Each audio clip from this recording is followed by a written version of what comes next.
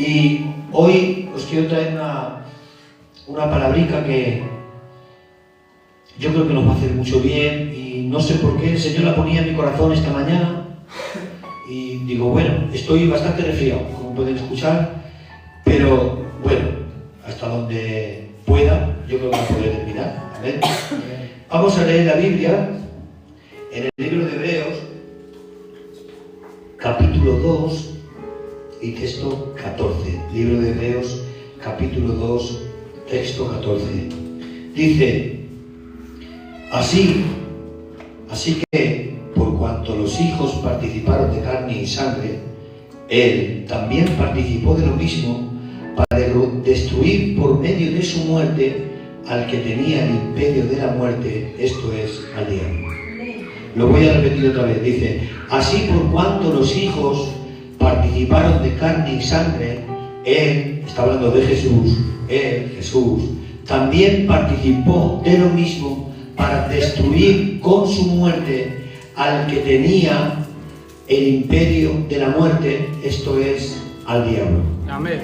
¿Cuánto da la gloria a Dios? Gloria a Dios. ¿Cuánto dice fuerte aleluya? Aleluya. No sabemos quién escribió la carta de los Hebreos. Hay gente que dice que fue Apolos, otros dicen que fue Lucas, incluso hay algunos como yo que dicen que fue el apóstol Pablo. Pero esta carta fue dirigida a unos hebreos que vivían en Roma. En Roma, en la capital Roma, la que tenemos actualmente, vivía un grupo de hebreos que seguían la ley, que guardaban la ley, que eran hijos de Abraham y que pertenecían a las 12 tribus. Y teniendo esto en cuenta, tenemos que tener algo claro, algo que nos va a enseñar cómo interpretar la Biblia y entenderla en nuestro corazón, es saber a quién iba dirigida la carta.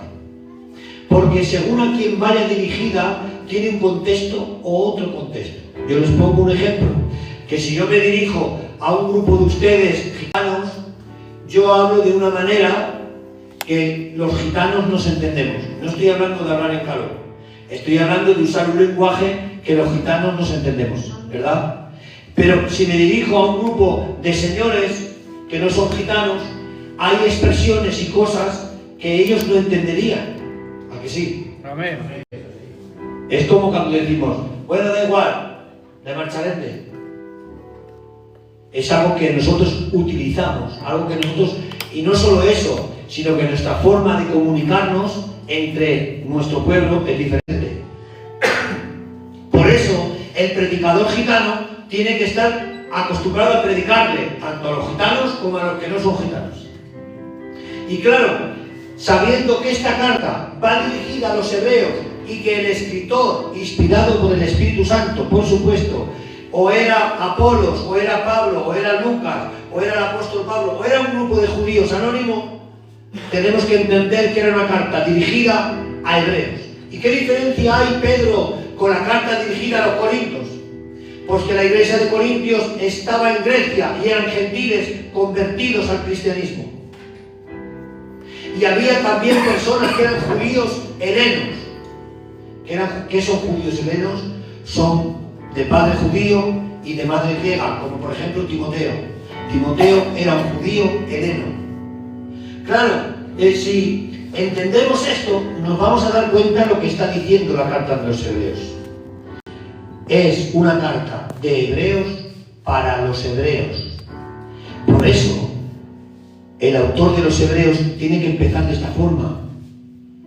Hebreos capítulo 1 y texto 1 dice, Dios, habiendo hablado muchas veces a nuestros padres por medio de los profetas, en este último tiempo nos habló por su Hijo, a quien constituyó heredero de todo y por quien asimismo hizo el universo. Amén. Y dice en el 2, Él es el resplandor de su gloria. Aleluya. Y la imagen de su sustancia. Amén. ¿Te estás dando cuenta? ¿Te estás dando cuenta?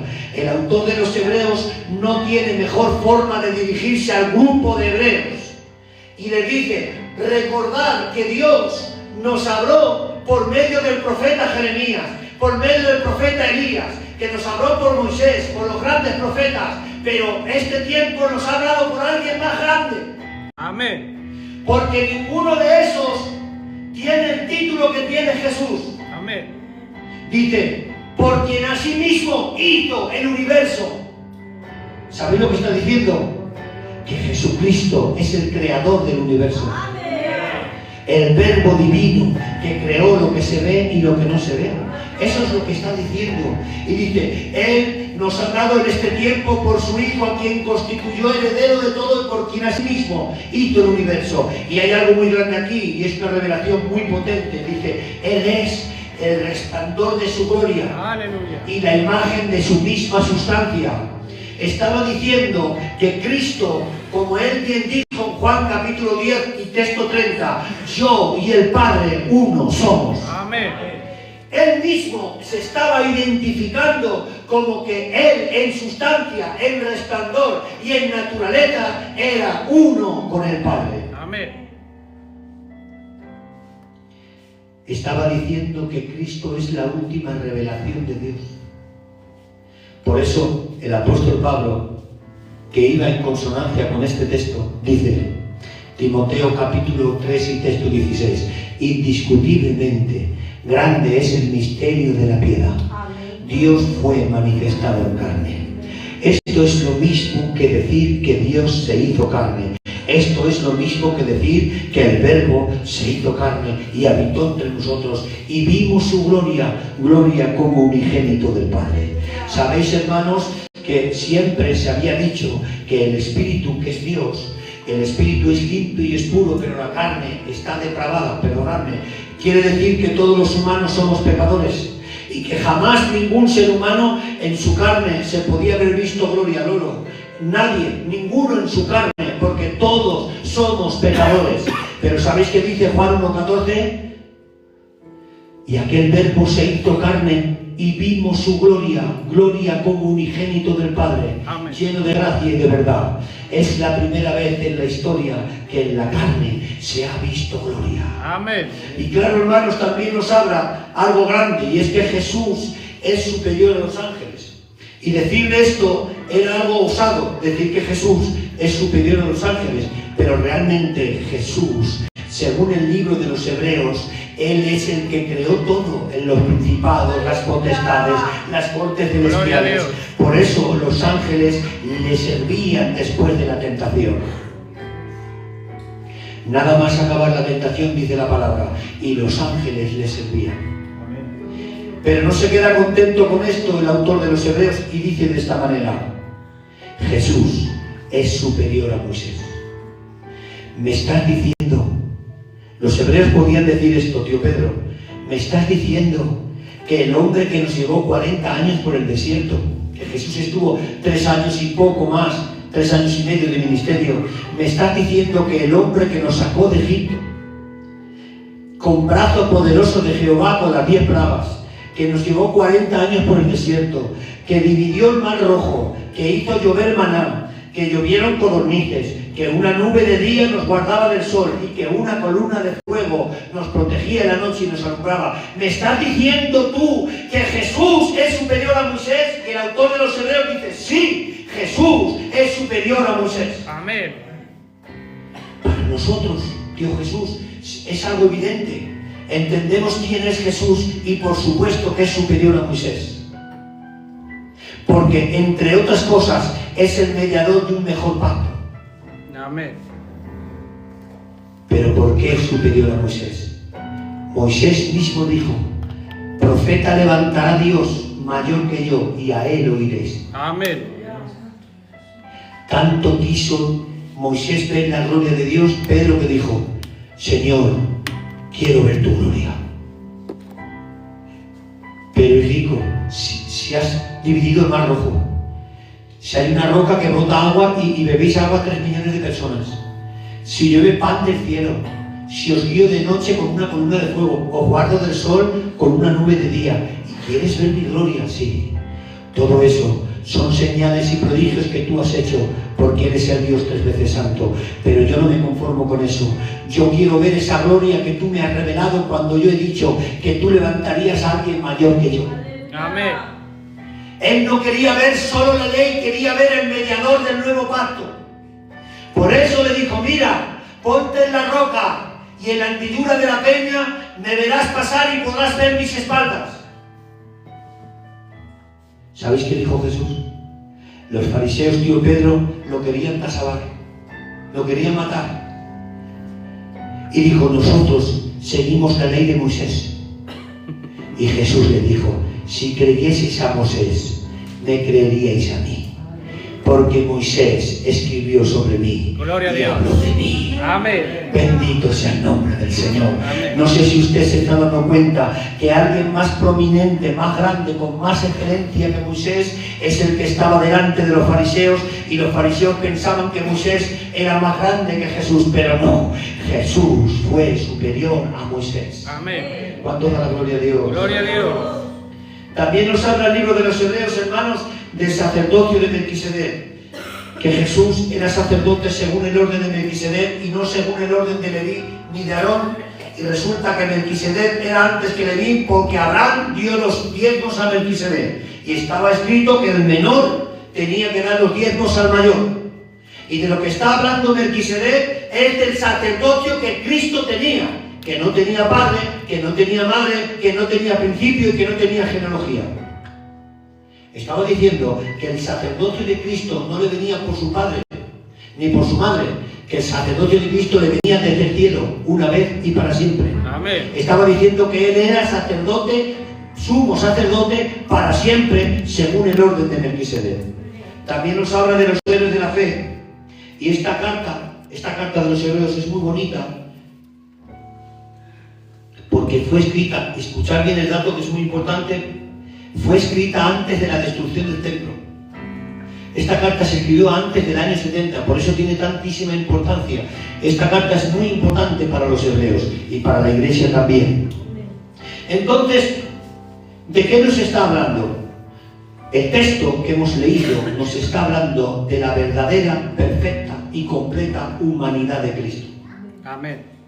Porque todo lo que hemos dicho, queridos hermanos, sobre el Verbo, sobre Jesús, sobre la última revelación, no tendría sentido si no fuese perfectamente humano y completamente humano, con cuerpo, con alma y con espíritu.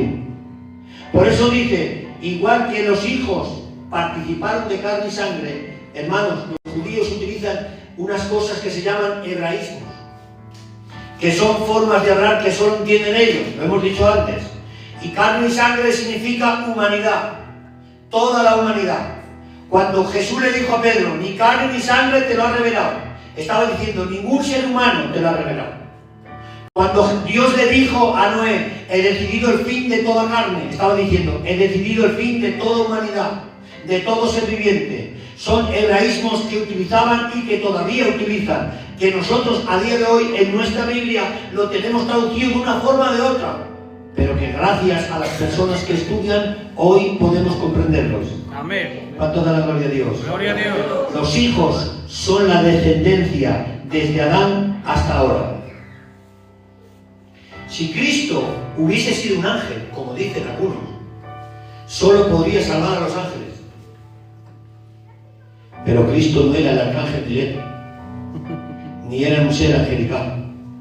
Cristo verdaderamente era el Hijo de Dios. Bendito sea el nombre del Señor. Jesús fue perfectamente, completamente humano, con cuerpo, con alma y con espíritu, semejante a nosotros, no igual, igual no. ¿Por qué? Porque era impecable. Es decir, que no tenía pecado. Amén. Que no se contagió del pecado, que no pecó en ninguno de los días de su vida y que fue santo en el vientre de su madre María. Pero cuando lo dio a luz seguía siendo santo. Y cuando tenía 12 años y confundía a los sabios, era santo. Y cuando comenzó a predicar por Galilea, era santo. Amén. Pero cuando lo llevaron a la cruz, seguía siendo santo. Aleluya. Y cuando lo metieron en el sepulcro, seguía siendo santo. Y cuando ha resucitado, seguía siendo santo. Pero cuando ha sido llevado al cielo y ha sido puesto arriba en el reino, Él no solo era santo, sino que era santo, santo y santo es el Señor.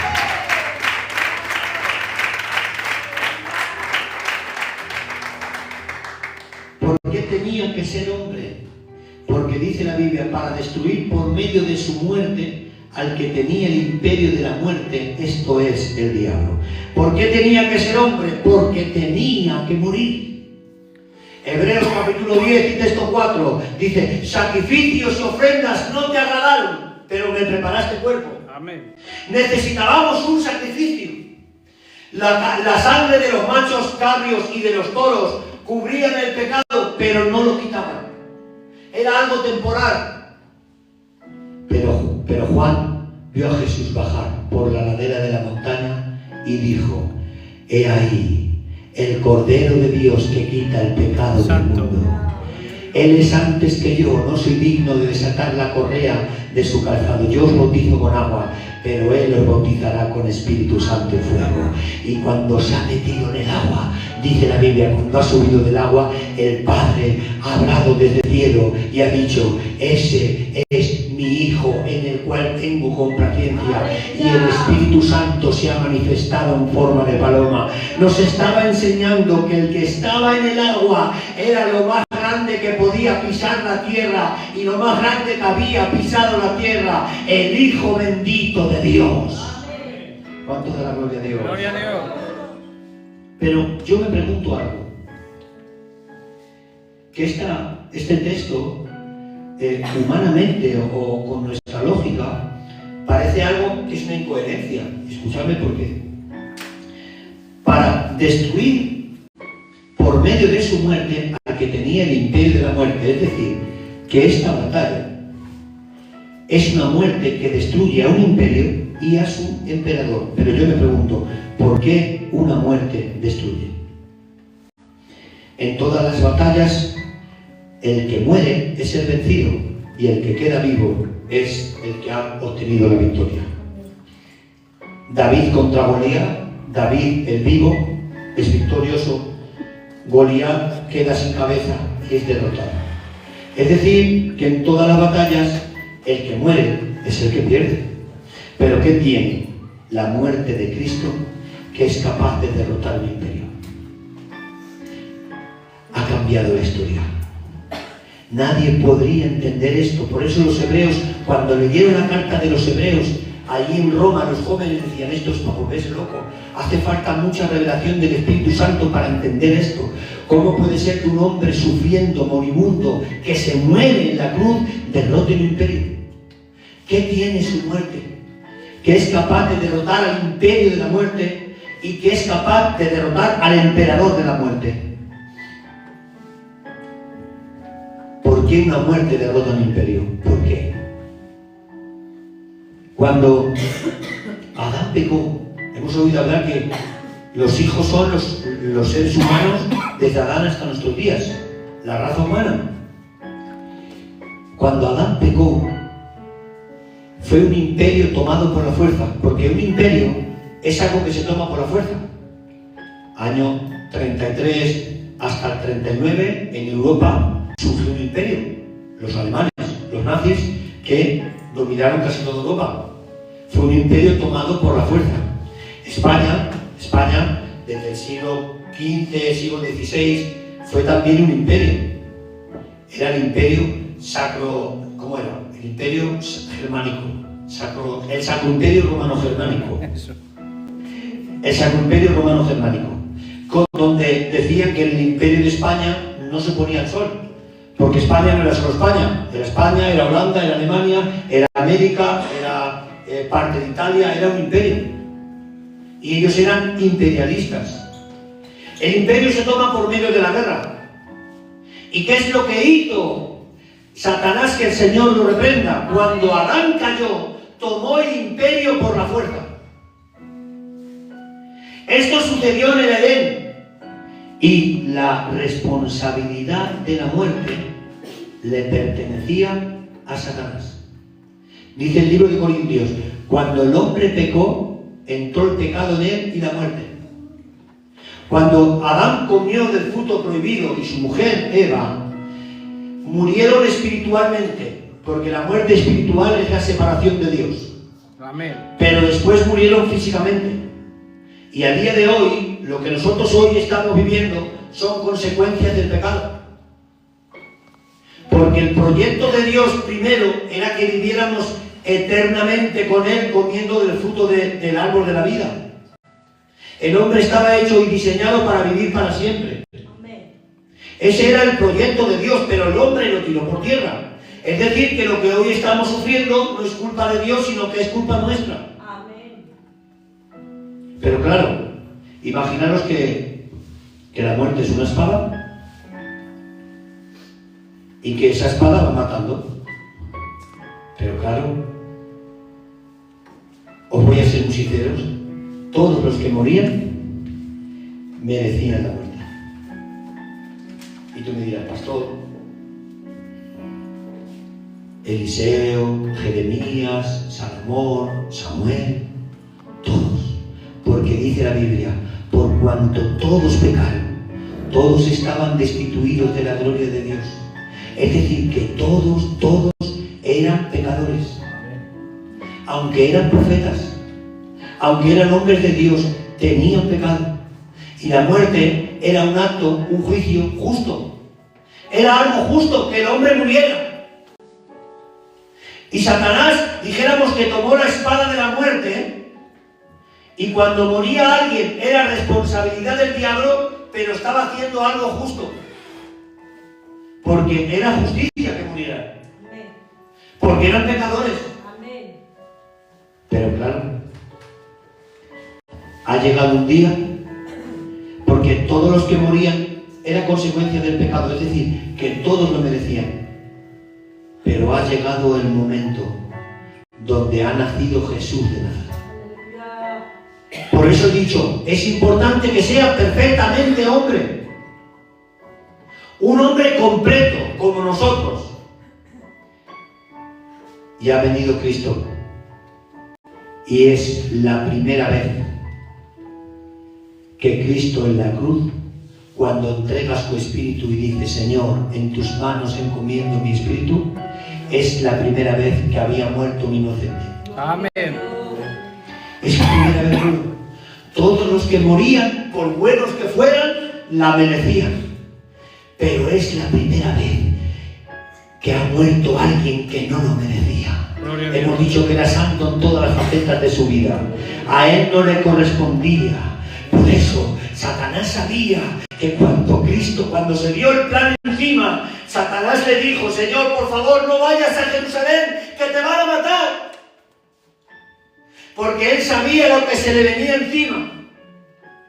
Y cuando Cristo ha muerto, porque Dios no podía hacer una injusticia, Dios no podía condenar al diablo porque él quiere, porque Dios no puede cometer una injusticia, porque la justicia son los cimientos de su trono. Amén. Dios no puede cometer un acto injusto. ¿Y cómo podría condenar al diablo, tío Pedro? Cuando el diablo cometía un delito. ¿Y cuál fue el delito? Matar a un inocente. Amén. En la cruz sucedió algo maravilloso. Es que era la primera vez que moría un inocente. ¿Y de quién era la responsabilidad de la muerte? Del diablo. Lo que parecía una victoria, te digo, apúntate esta, ¿eh? Lo que parecía una victoria en Edén fue una condena en la cruz. Por eso dice, y la simiente de la mujer, la simiente de la serpiente te herirá en el carcañal, pero dice, y la simiente de la mujer te herirá en la cabeza. El diablo estaba allí, había oído esa profecía y no se había enterado de nada. Pero le estaba diciendo, lo que tú cuentas hoy como victoria, va a llegar un día que hay uno que te va a pisotear la cabeza en la cruz del Calvario. Que bendito sea su nombre para siempre. Colosenses capítulo 2 y texto 14. Para que veáis que lo que estoy diciendo está en la Biblia. Dice, anulando el acta de los decretos que había contra nosotros, que nos era contraria, quitándola del medio y clavándola en la cruz, y despojando a los principados y a las potestades, los exhibió públicamente, triunfante sobre ellos. Colosenses capítulo 2 y texto 14 nos dice que la muerte de Cristo fue condena para los demonios y salvación para los creyentes. Que el acta de los decretos era un acta, un documento donde estaban las fechas, los días, los horarios y los pecados que nos llevaban al infierno. Era el documento por el cual yo me iba de cabeza al infierno. Pero si tú eres buena persona, sin Cristo no hay salvación. Amén. Yo me iba al infierno con ese documento porque era lo que me condenaba. Pero Cristo ha cogido ese documento donde estaba mi nombre y lo ha anulado clavándolo en la cruz. Pero no solo esto, es que ha exhibido públicamente a los demonios y ha triunfado sobre ellos, Dios Jesús. Es decir, que la cruz fue muerte y condena para los demonios, pero fue salvación y vida para los creyentes. Y nosotros que hemos recibido su sangre, que estamos en el camino del Señor, significa que cuando vinimos a Cristo nadie nos podía acusar con el dedo de pecadores, porque nuestros pecados fueron borrados mediante la sangre preciosa del Cordero, que bendito sea su nombre para siempre. La versión antigua dice, no exhibió públicamente, dice, humilló públicamente. Humilló públicamente en su desfile triunfal. Eso dice la versión antigua. ¿Sabéis? Cuando hay una guerra, por ejemplo aquí la guerra civil, cuando se produjo la toma de Madrid y se conquistó el ejército nacional al ejército republicano, por lo que es el paseo de la Castellana, pasaron los tanques, las banderas, Dios Jesús, y ¿sabéis quién vino? Franco. Franco vino vestido de gala y subió en un coche, hacía así, y todo el mundo con banderas le vitoreaban y le cantaban porque simbolizaba la victoria. Eso era el desfile triunfal. Y qué maravilloso que este texto en la versión antigua dice que la cruz fue un desfile triunfal. ¿Sabéis qué significa?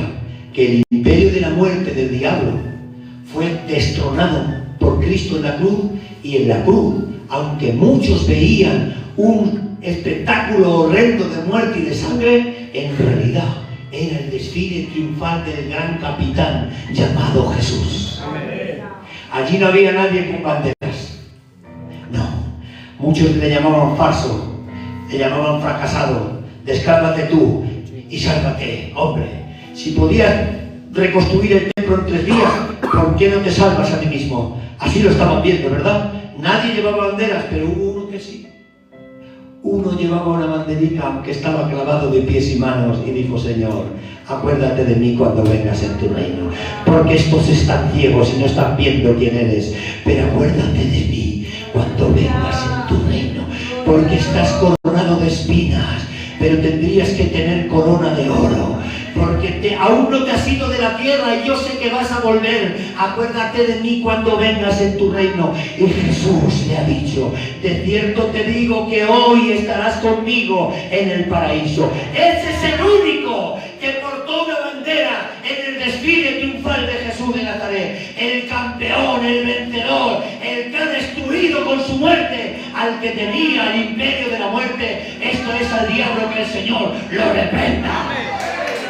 Aleluya, Señor.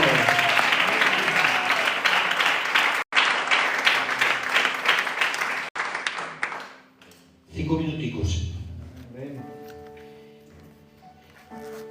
¿Por qué la muerte de Cristo tiene tanta... Es que es el eje central del Evangelio, por eso hoy lo predico. Porque estamos aquí gracias a esa muerte. No podríamos estar aquí. No tendríamos vida.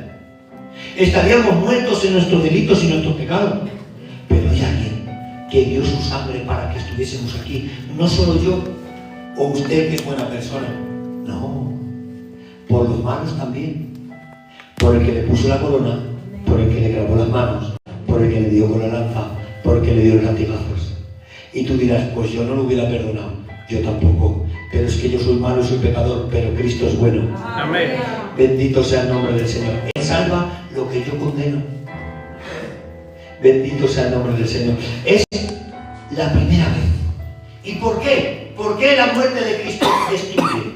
Esta es la última parte. Nadie volvía de entre los muertos vivir para siempre. Porque tú me puedes decir, pastor, yo he visto que Eliseo resucitó a un niño, Elías también, que Jesús resucitó a la hija de Jairo, a la viuda de Naín y a Lázaro. Y eso es verdad. Pero todos ellos murieron de nuevo. No había habido nadie que resucitara para vivir para siempre. ¿Y quién es? Cristo Jesús.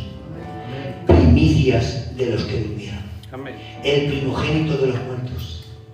Aquel que fue el primero en levantarse. La muerte era como esta habitación y todo el que entraba ya no salía.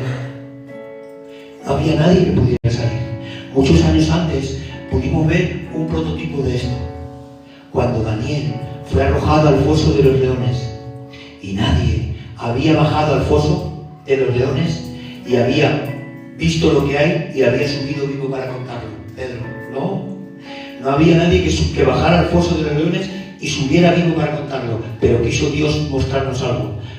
Daniel fue lanzado al foso de los leones, estuvo en el foso rodeado de leones toda la noche y no se lo comieron porque el ángel de Jehová bajó y tapó la boca de los leones y subió vivo para contarlo. Es la primera vez que alguien baja y sube vivo para contarlo. Amén. Es la primera vez que Cristo es el primero que es capaz de bajar a las partes bajas de la tierra y predicar y subir vivo para contarlo.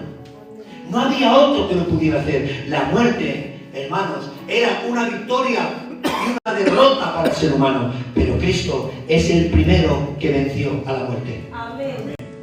Y resucitó para siempre con un cuerpo inmortal, incorruptible y en poder. ¿Y qué tiene que ver esto conmigo, pastor? Primera de Tesalonicenses 4:13 dice: tampoco queremos, hermanos, que ignoréis acerca de los que duermen. Esto es decir, los que han partido con el Señor. Porque para el Señor, los que han partido con el Señor están durmiendo. Amén. Y el que duerme, tarde o temprano, se tiene que despertar. Amén. Dice: no quiero, hermanos, que ignoréis acerca de los que duermen, para que no os entristezcáis, que no sé decirlo, como los que no tienen esperanza. Es decir, que te puedes entristecer, lógicamente, cuando falta un ser querido, pero no te puedes entristecer como los que no tienen esperanza. Amén. Amén. Dice: pero si creemos que Jesús murió y resucitó, que lo creemos, Amén. ¿sí o no? Amén. Así también traerá Dios con Jesús a los que durmieron en él. Amén. Y ahora dice: por lo cual os decimos esto en palabra del Señor. Escuchad, iglesia de Mozocarba.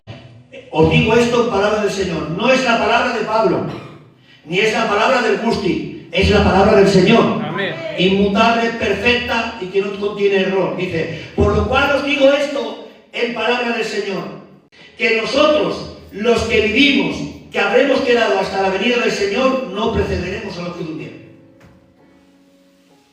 Algunos se quedan como diciendo: no sé qué significa. Significa que el día de la venida del Señor, si nos pilla vivos, ojalá Dios que sí, si sucediera ahora, significa que si viene el Señor y viene la nube con poder y gloria, nosotros no iremos antes que los que durmieron. Que los que durmieron irán antes que nosotros a la nube. Amén. Esto es lo que significa. Por lo cual, significa esto, que ahora lo voy a leer. Dice: porque el Señor mismo descenderá con voz de mando, con voz de arcángel, con trompeta de Dios, descenderá del cielo y los muertos en Cristo resucitarán primero. Gloria a Dios.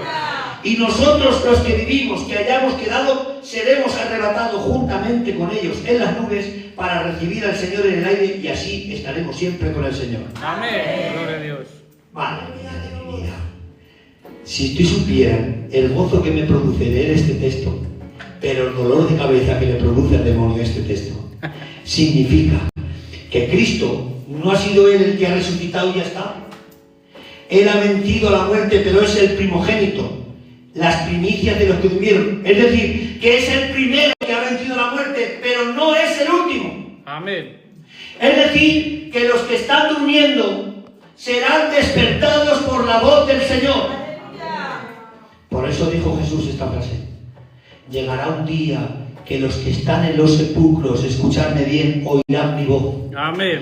No envía un ángel el Señor, no envía a Gabriel, ni a Miguel, ni a nadie de esos.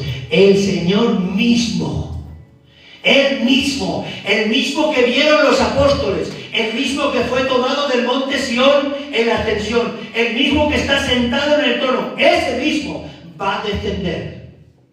Y dice, y nosotros, los que vivimos, que hay un grupo precioso de la iglesia que no conoce la muerte, igual que Enoc no conoció la muerte y fue arrebatado. Hay un grupo precioso que no conoce la muerte, que esos, en un abrir y cerrar de ojos, seremos transformados. Gloria a Dios. De mortal a inmortal, de corruptible a incorruptible, de débil a poderoso. Y dice la Biblia, cuando veamos a Cristo, seremos semejantes a Él, con un cuerpo semejante al de Cristo. Es decir, ni enfermedades, ni dolor, ni envejecimiento, ni hospitales, ni luto, ni injusticias, ni tragedia, ni dolor, ni lágrimas. Bueno, lágrimas sí, pero de alegría, porque estaremos para siempre con Él. Bendito sea su nombre para siempre. Jesucristo es tan bueno que venció la muerte por nosotros. Porque yo, tío Pedro, no la podía vencer porque soy pecador. Pero ni yo ni ninguno de la Biblia. Pero Él ha vencido la muerte. Ha derrotado el imperio de la muerte. Ha abierto la puerta del cielo para que hoy, tú, yo, todos los que estamos aquí, que creemos en este mensaje, podamos marcharnos con Él. Amén. ¿Cuánto da la gloria a Dios? Cierra tus ojos en esta hora. Vamos a darle gracias al Señor. Gracias, Señor.